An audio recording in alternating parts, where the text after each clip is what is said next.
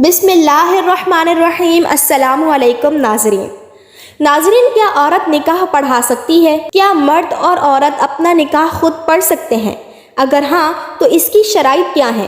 کیا ماں اپنے بیٹے کا نکاح پڑھا سکتی ہے؟ اگر کوئی لڑکا اور لڑکی مذاق کے طور پر ایجاب و قبول کر لیں تو کیا نکاح ہو جائے گا؟ نکاح پڑھانے کے لیے مرد کا ہونا ضروری ہے؟ ناظرین، نکاح اسلامی معاشرتی نظام کا ایک اہم رکن ہے جو زوجین کو حلال طریقے سے ازدواجی رشتے میں باہم منسلک کرتا ہے۔ قرآن مجید فرقان حمید میں اللہ رب العزت نے ارشاد فرمایا، وَإِنْ خِفْتُمْ أَلَّا تُقْسِطُوا فِي الْيَتَامَىٰ فَانكِحُوا مَا طَابَ لَكُم مِّنَ النِّسَاءِ مَثْنَىٰ وَثُلَاثَ وَرُبَاعَ فَإِنْ خِفْتُمْ أَلَّا تَعْدِلُوا فَوَاحِدَةً أَوْ مَا مَلَكَتْ أَيْمَانُكُمْ ذَلِكَ أَدْنَىٰ أَلَّا تَعُولُوا۔ اور اگر تمہیں اندیشہ ہو کہ یتیم لڑکیوں میں انصاف نہ کر سکو گے تو ان عورتوں سے نکاح کرو جو تمہیں پسند ہو، 2 اور 3 اور 4۔ پھر اگر تمہیں اس بات کا ڈر ہو کہ تم انصاف نہیں کر سکو گے تو صرف ایک سے نکاح کرو، یا لونڈیوں سے جن کے تم مالک ہو، یہ اس سے زیادہ قریب ہے کہ تم سے ظلم نہ ہو۔ ناظرین، رسول کائنات امام الانبیاء جناب محمد الرسول اللہ صلی اللہ علیہ وسلم نے ارشاد فرمایا، النکاح من سنتی فمن رغب عن سنتی فلیس منی۔ نکاح میری سنت ہے اور جس نے میری سنت پر عمل نہ کیا وہ ہم میں سے نہیں۔ ناظرین، اسلام سے پہلے زمانہ جاہلیت میں عربوں میں مرد و عورت کے باہمی تعلق اور اولاد سے متعلق کئی طریقے اور ضابطے رائج تھے، جن میں سے بعض نہایت گندے اور شرمناک تھے۔ صرف ایک ہی طریقہ اصولی طور پر صحیح اور شریفانہ تھا جو قریش اور بنو ہاشم کے خاندانوں میں مروج تھا۔ رسول کائنات صلی اللہ علیہ وسلم نے اس کی اصلاح فرما کر صرف اسی کو برقرار رکھا، دوسرے سارے طریقے یکسر ختم فرما دیے اور ان کو سنگین گناہ اور جرم قرار دیا۔ ناظرین، شریعت محمدیہ میں نکاح دراصل ایجاب و قبول کا نام ہے۔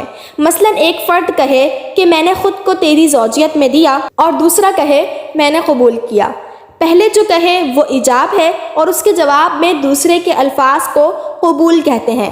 یہ ضروری نہیں کہ عورت کی طرف سے ایجاب ہو اور مرد کی طرف سے قبول، بلکہ اس کا الٹ بھی ہو سکتا ہے۔ نکاح کی شرائط میں مرد و عورت کا عاقل اور بالغ ہونا اور 2 مرد یا 1 مرد اور 2 عورتیں بطور گواہ ہونا شامل ہے۔ ناظرین، اسلامی شریعت میں نکاح کے انعقاد کو بہت سادہ اور آسان رکھا گیا ہے۔ زیادہ تر لوگ سمجھتے ہیں نکاح میں کسی عالم دین کی شرکت نہایت ضروری ہے اور ان کے بغیر نکاح نہیں ہو سکتا، لیکن یہ بات درست نہیں ہے۔ 2 گواہوں کی موجودگی میں ایک لڑکی یا لڑکا نکاح کی خواہش کا اظہار ایجاب کرے اور دوسرا اسے قبول کرے، بس نکاح ہو جائے گا۔ اس طرح مرد اور عورت 2 گواہان کی موجودگی میں ایجاب و قبول کے بعد حق مہر طے کر لے تو بھی نکاح ہو جاتا ہے۔ ناظرین، یہاں یہ سوال پیدا ہوتا ہے کہ کیا عورت نکاح پڑھا سکتی ہے؟ تو اس حوالے سے جمہور علماء اور محدثین کا اجماع ہے کہ عورت کسی بھی مرد و زن کا نکاح پڑھا سکتی ہے، لیکن حضور نبی اکرم صلی اللہ علیہ وسلم کے زمانے سے لے کر اب تک نکاح پڑھانے کی ذمہ داری ہمیشہ کسی مرد نے ہی انجام دی ہے۔ تابعین کے زمانے میں بعض صحابیات زندہ تھیں، لیکن نہ لوگوں نے کبھی کسی صحابیہ سے نکاح پڑھانے کی خواہش کی اور نہ کسی صحابیہ نے از خود اس اقدام کو کیا۔ وہ لوگ شریعت کی روح سمجھتے تھے اور اسی وجہ سے کسی مرد کے ذریعے نکاح پڑھانا ایک معمول بن گیا ہے جس کی مخالفت کی کبھی کسی نے ضرورت نہیں سمجھی۔ ناظرین، بعض مرد اور عورتیں انجانے میں یا بطور مذاق ایجاب اور قبول کر لیتے ہیں تو ان کے درمیان نکاح ہو جاتا ہے۔ اس بارے میں رسول اللہ صلی اللہ علیہ وسلم کا واضح فرمان موجود ہے۔ آپ صلی اللہ علیہ وسلم نے فرمایا، طلاق اور نکاح 2 ایسی چیزیں ہیں جو حقیقت میں بھی حقیقت ہیں اور مذاق میں بھی حقیقت ہیں۔ ناظرین، نکاح کے موقع پر خطبہ پڑھا جانا فرض یا واجب نہیں، ہاں مستحب ضرور ہے۔ رسول اللہ صلی اللہ علیہ وسلم کا یہ معمول تھا کہ آپ نکاح کے موقع پر قرآن مجید فرقان حمید کے 3 مقامات سے 4 آیات کی تلاوت فرمایا کرتے تھے۔ ناظرین، اگر والد نکاح کے مسائل سے واقف ہو تو والد کا نکاح پڑھانا بنسبت دوسرے لوگوں کے زیادہ بہتر ہے کیونکہ حضرت سیدہ فاطمۃ الزہرا سلام اللہ علیہا کی شادی میں نبی کریم صلی اللہ علیہ وسلم نے خود ایک بلیغ خطبہ پڑھ کر ایجاب و قبول کروایا۔ اس سے معلوم ہوا کہ باپ کا چھپے چھپے پھرنا بھی خلاف سنت ہے، بلکہ بہتر یہ ہے کہ باپ خود اپنی دختر کا نکاح پڑھ دے، کیونکہ وہ ولی یعنی سرپرست ہوتا ہے۔ ولی کو بہرحال وکیل یعنی عالم یا نکاح پڑھانے والے پر ترجیح ہوتی ہے۔ باپ کی طرح ماں بھی بیٹے کا نکاح پڑھا سکتی ہے۔ اگر مسلمان مرد کا نکاح مسلمان عورت کے ساتھ ہے تو گواہوں کا مسلمان ہونا بھی شرط ہے، لہٰذا مسلمان مرد و عورت کا نکاح کافر کی شہادت سے نہیں ہو سکتا۔ اگر کسی شخص نے عورت سے کہا کہ بعوض اتنے کہ تو میری ہو جا، اس نے اگر جواب دیا کہ ہاں میں تیری ہو گئی تو ان کے درمیان نکاح ہو گیا۔ ناظرین، اسلام عورت کے انتخاب میں بھی پوری طرح رہنمائی فرماتا ہے۔ رسول کائنات صلی اللہ علیہ وسلم نے ارشاد فرمایا، عورت سے 4 چیزوں کی وجہ سے شادی کی جاتی ہے۔ نمبر 1 اس کی مالداری کی وجہ سے، نمبر 2 اس کی دینداری کی وجہ سے، نمبر 3 اس کے حسب و نسب کی وجہ سے، اور نمبر 4 اس کی خوبصورتی کی وجہ سے۔ پس تم دیندار کو لے کر کامیاب ہو جاؤ۔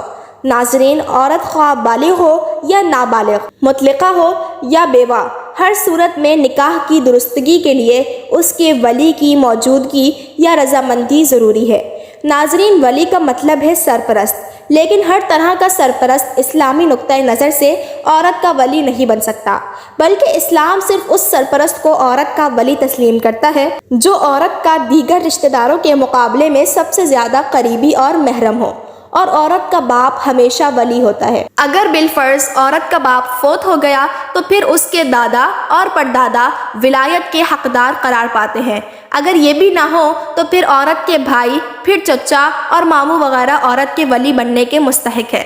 اگر کوئی محرم باپ، دادا، پردادا یا بھائی موجود ہے تو کسی کے دوسرے کو ولی بنانا درست نہیں۔ نکاح میں ولی کی بہت اہمیت بیان کی گئی ہے۔ رسول پاک صلی اللہ علیہ وسلم نے ارشاد فرمایا، ولی کے بغیر کوئی نکاح نہیں، لہٰذا نکاح کے دوران عورت کے سرپرست کا موجود ہونا ضروری ہے۔ ناظرین، شوہر کی وفات کے بعد عورت 4 مہینے 10 دن تک نہ دوسرا نکاح کر سکتی ہے، نہ زیب و زینت کر سکتی ہے، اور نہ گھر سے باہر رات گزار سکتی ہے۔ شرعی اصطلاح میں اسے عدت کہتے ہیں۔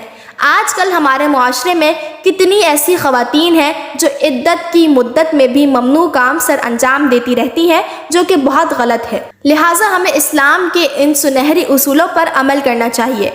ناظرین، اسی امید کے ساتھ اجازت دیجیے کہ آپ کو ہماری ویڈیو پسند آئی ہوگی۔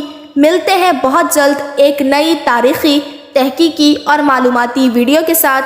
دیکھتے رہیے واقعہ پلانٹ۔ اللہ رب العزت آپ کا حامی و ناصر ہو۔